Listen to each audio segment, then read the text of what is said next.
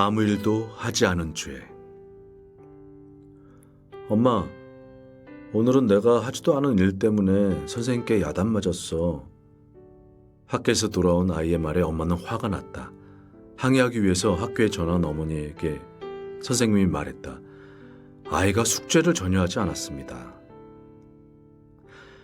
때로는 해야 할 일을 하지 않은 것이 잘못일 때도 있다. 죄란 살인, 간음, 도둑질과 같이 해서는 안 될 일을 하는 것이 죄이기도 하지만 납세, 국방의 의무와 같이 해야 할 일을 하지 않은 것도 죄가 되기 때문이다. 하나님 앞에서 계명도 그러하다. 10계명에도 하지 말라는 법만 있는 것이 아니라 하라는 계명도 있기 때문이다. 존재조차 없었던 우리를 만드시고 평생에 필요한 모든 것을 공급해 주시며 생존케 하신 하나님 앞에 우리가 마땅히 해야 할 일들이 없겠는가?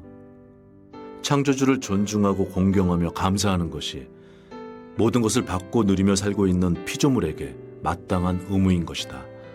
그런데 하나님이 없는 것처럼 살아가며 하나님에 대해서 모르는 상태에서 지내거나 알려고 하지도 않는 것이 죄가 되지 않겠는가?